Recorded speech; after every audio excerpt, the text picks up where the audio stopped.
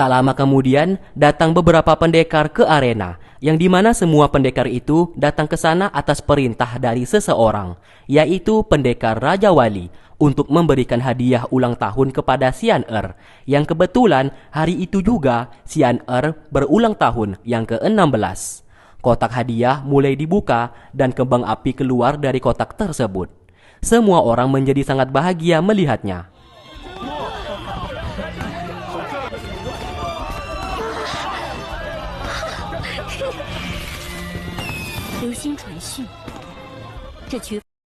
Namun siapa sangka petasan itu mengarah ke base camp pasukan sekte Mongol dan membakar semua tenda di sana.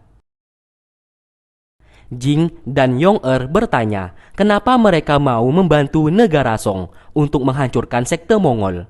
Mereka menjawab semuanya ini atas perintah dari pendekar Raja Wali dan mereka hanya melakukan tugas sesuai perintah. Menjadi penasaranlah Jing beserta Yong-er ini, siapa pendekar Raja Wali tersebut. Tak lama kemudian, salah satu pria dari sekte pengemis ingin menantang Ye Lu bertarung untuk memperebutkan posisi pemimpin saat ini. Mendapatkan tantangan itu, Ye Lu siap melawannya.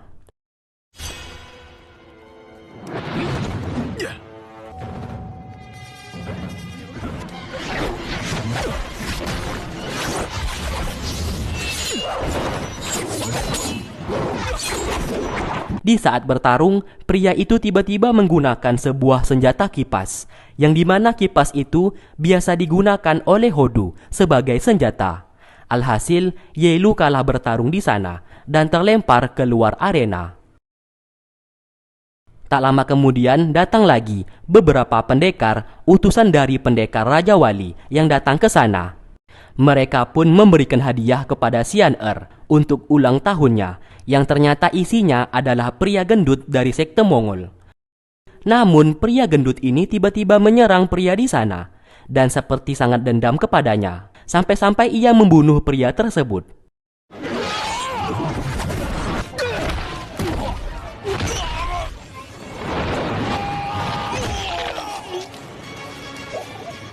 Setelah itu, pria gendut itu berkata ia hanya ingin membalaskan dendamnya kepada Hodu yang telah berkhianat kepada sekte Mongol, dan setelah itu ia pun pergi dari sana.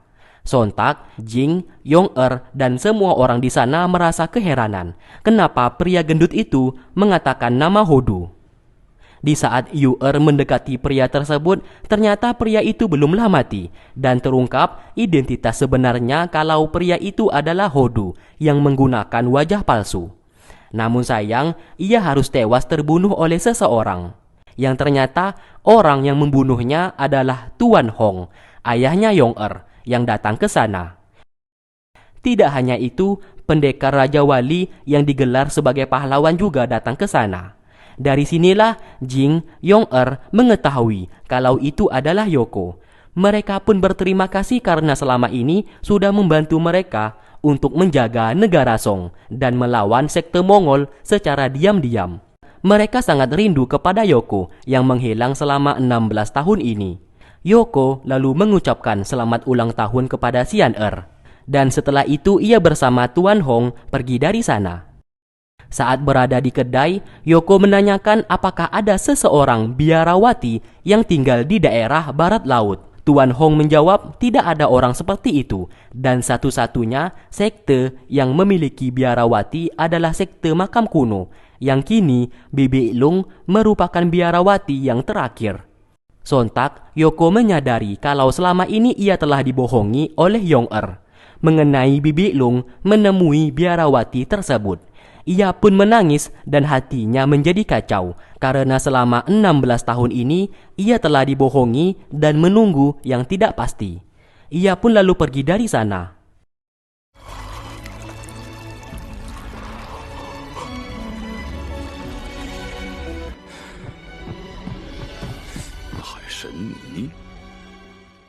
Singkat cerita, esok hari pun tiba. Yong-er mendapatkan sebuah surat dari Xian-er kalau saat ini ia pergi berkelana untuk menemui Yoko. Sontak, Yong-er menjadi sangat khawatir karena di luar sana banyak sekali penjahat yang berkeliaran. Kembali ke Xian-er, Ia yang sedang berkelana tak sengaja bertemu dengan Ouyang. Karena ia tak kenal siapa itu Ouyang, Xian Er tidak menjauhinya. Ia pun berkata kalau ia saat ini ingin mencari pendekar Raja Wali.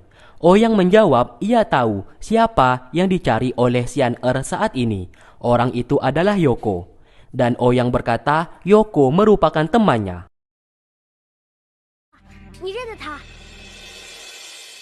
Di sana, Xian Er juga mengatakan kalau ayahnya bernama Jing dan ibunya bernama Yong Er, seseorang pendekar di negara Song.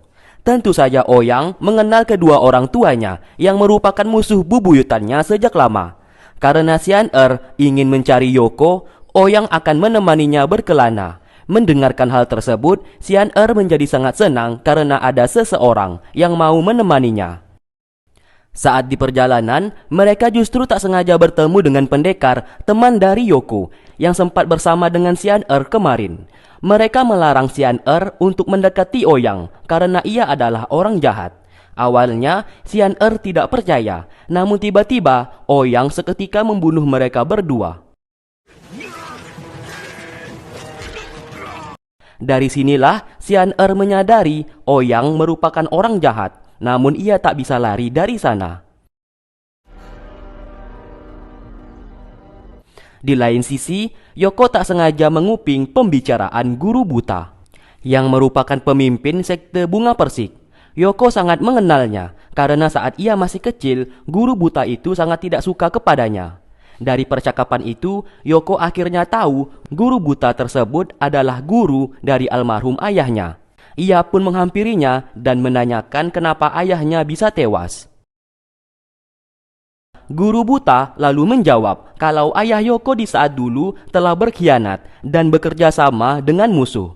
Tidak hanya itu, ayahnya juga menyerang negara Song dan berpihak kepada sekte Mongol. Maka dari itu, semua orang tidak suka dan membenci ayahnya. Begitu juga dengan ibunya sendiri. Hal tersebut membuat ayah Yoko menjadi stres dan membunuh siapapun di hadapannya. Dari sinilah Yoko menyadari ayahnya merupakan orang yang sangat keji yang tak pantas untuk ia bela, apalagi membalaskan dendam kematian ayahnya. Yoko mulai mengurungkan tekad untuk membalaskan dendam kepada Jing beserta Yong Er. Sesaat, guru tua yang melihat penampilan Yoko saat ini sedikit merasa terkejut. Karena hawa keberadaan Yoko terlihat sangat kuat, bahkan mengintimidasi dirinya. Ia bangga kepadanya sekaligus meminta maaf kepada Yoko, yang di saat ia masih kecil, guru tua tersebut sering bersikap kasar kepadanya. Yoko memaafkan segalanya dan sudah melupakan kejadian tersebut. Kembali ke Xian Er. Di saat malam hari, ia pura-pura tidur di gubuk tersebut. Sesaat, Ouyang yang lengah ia manfaatkan untuk bisa kabur dari sana.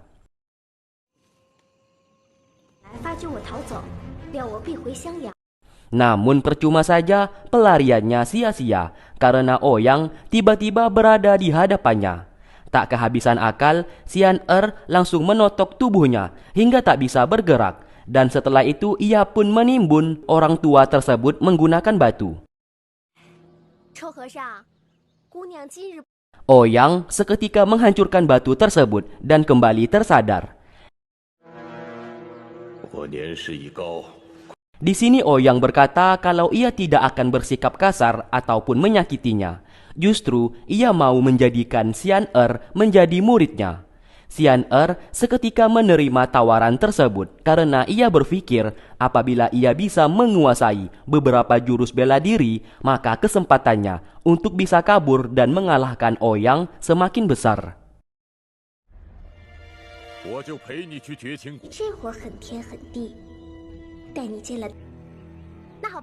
Terlihat Yoko kembali ke tempat terakhir ia berpisah dengan Bibi Lung. Ia pun melihat batu di sana yang masih tertulis tulisan dari Bibi Lung untuk kembali bertemu 16 tahun lagi. Semua kenangan indah yang pernah ia lalui pun terus teringat di kepalanya. Hingga pagi menjelang, ia tak bergerak sedikit pun dari sana.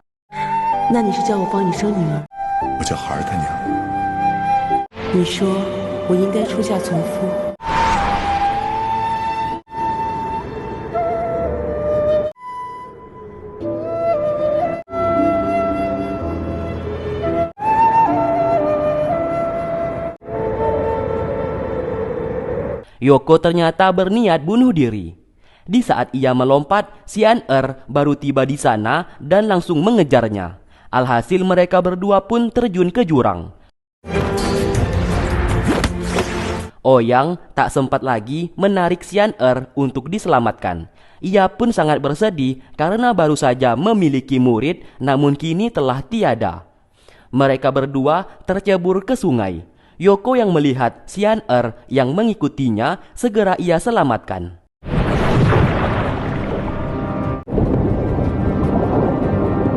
Setelah naik ke permukaan, Yoko sangat marah kepadanya. Namun Xian-er tidak peduli. Apapun ia akan lakukan asalkan Yoko tidak bunuh diri. Kembali ke Ouyang. Mereka semua datang ke sana dan bertanya kemana larinya Xian-er. Ouyang menjawab Xian-er terjun ke jurang untuk menyelamatkan Yoko. Semua orang di sana tidak percaya atas ucapannya dan menuduhnya yang telah membunuh Xian-er. Alhasil mereka semua pun menyerangnya.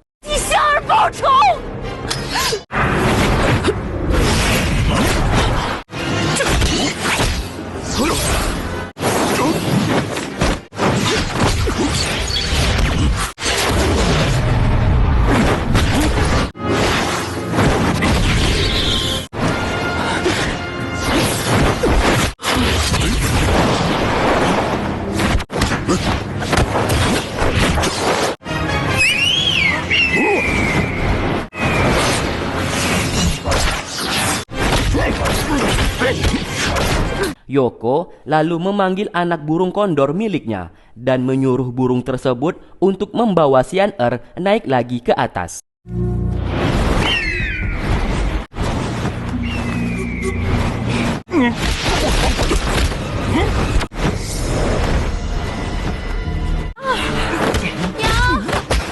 Xian-er yang kembali membuat semua orang menjadi senang.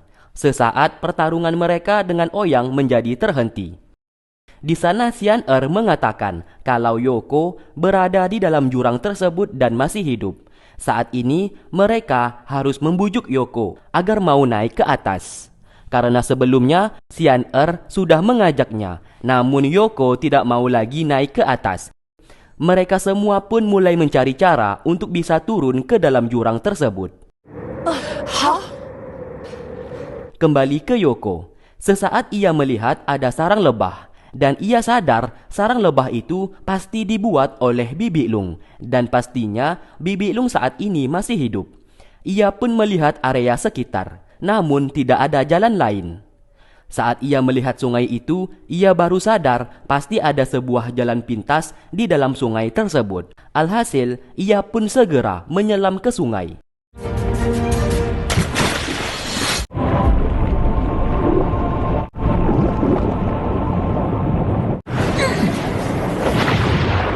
Singkat cerita, mereka semua berhasil turun ke jurang menggunakan tali yang terbuat dari akar.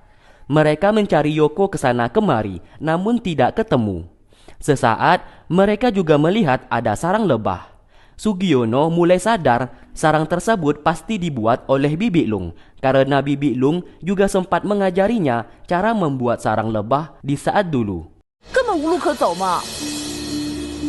Kembali ke Xian-er. Kini ia sendirian menjaga Ouyang yang sedang diikat di sana. Namun bodohnya, Xian-er yang merasa kasihan justru termakan hasutan dari Ouyang yang memintanya untuk dilepaskan dan ia berjanji tidak akan membuat kejahatan lagi. Baru saja tali itu dibuka, seketika Ouyang langsung membawa Xian-er pergi dari tempat tersebut. Singkatnya, mereka semua naik lagi ke atas dan mendapati Ouyang bersama Xian-er telah menghilang dari tempat tersebut. Yong-er menjadi sangat panik. Bodoh gak, kenapalah kau tinggalkan anak kau sendirian? Adalah gila-gilanya ku tengok si Yong-er nih. Kembali ke Yoko. Ia pun berhasil melewati lorong di sungai tersebut. Betapa senangnya ia saat melihat di tempat itu seperti ada sebuah kehidupan.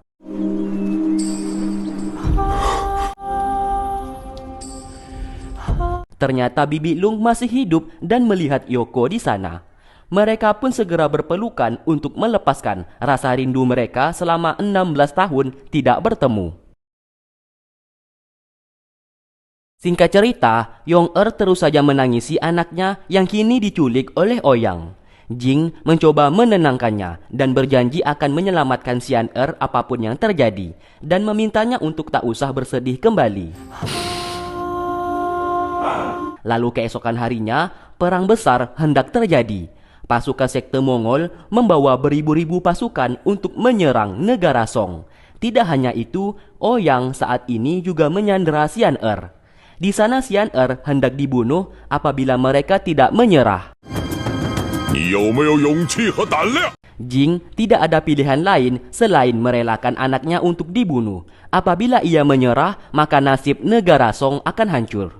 Yong-er menjadi menangis dan tak mampu menahan rasa sedihnya. Sementara Xian-er berteriak untuk tak usah memperdulikannya. Ia ikhlas apabila harus tewas terbunuh dan meminta kedua orang tuanya untuk tak usah menyerah di tangan sekte Mongol.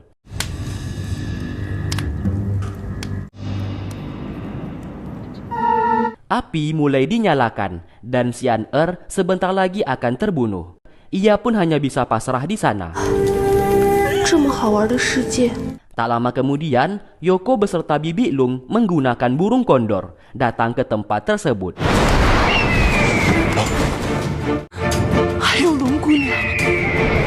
Yoko segera menyerang Ouyang untuk menyelamatkan Xian-er.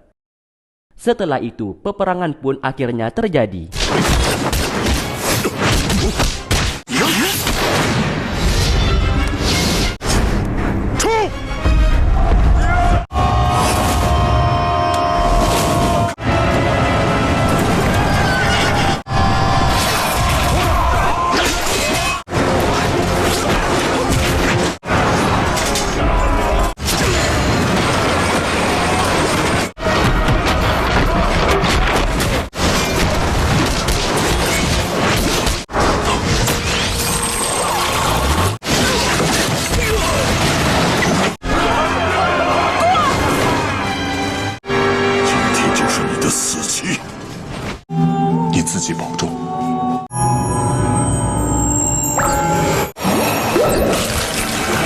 Terlihat, Yoko berhasil mengalahkan Ouyang di sana dengan jurus ilusi air mata miliknya yang dapat membuat Ouyang masuk ke dalam dimensi. Dan ruang dimensi itu merupakan tempat penyesalan Ouyang tentang apa yang sudah ia lakukan selama ini.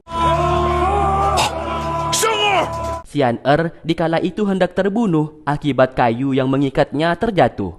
Siapa sangka, Ouyang segera menyelamatkannya. Ia pun meminta maaf atas apa yang sudah ia lakukan selama ini. Ia pun akhirnya tewas terbakar di sana.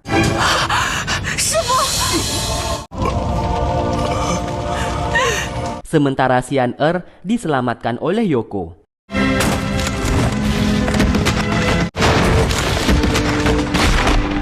Setelah itu terlihat Ye Lu bertarung melawan pasukan musuh dan sedikit kewalahan.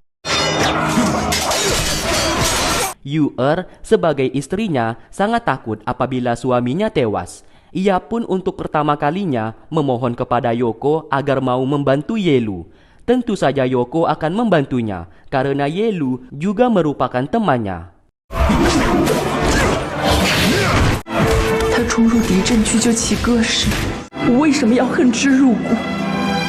Karena peperangan ini tiada akhirnya, Yoko berinisiatif membunuh raja dari sekte Mongol.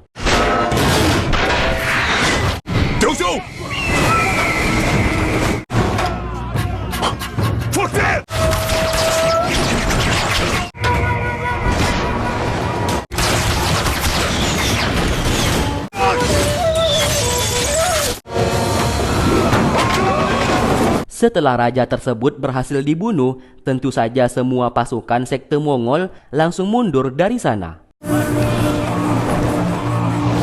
Singkatnya, perang itu dimenangkan oleh negara Song, dan mereka semua menjadi senang akan hal tersebut. Jing beserta Yong-er berterima kasih kepada Yoko karena telah membantu mereka. Begitu juga dengan Yu-er yang meminta maaf atas apa yang sudah ia lakukan selama ini kepadanya. Yoko tentu saja tidak marah kepada mereka semua dan sudah memaafkan mereka sejak dulu. Lalu mereka semua berkumpul untuk menguburkan jasad dari para pahlawan yang telah gugur di medan peperangan. Kini semua orang hidup bahagia dan merasa tenang karena sekte Mongol berhasil dikalahkan. Yoko dan Bibi Lung hendak pamit untuk pergi. Ia bersama Bibi Lung akan memulai hidup baru di suatu tempat, dan sesekali ia akan menjenguk mereka semua. Xian lalu menghampirinya dan bertanya kapan mereka bisa bertemu kembali. Yoko menjawab kalau ia akan selalu berada di sisinya. Apabila Xian ataupun mereka semua dalam kesusahan, ia pasti akan datang untuk membantu. Setelah itu, ia bersama Bibi Lung menaiki burung kondor dan pergi dari sana. Mereka semua pun terlihat bersedih atas perpisahan tersebut.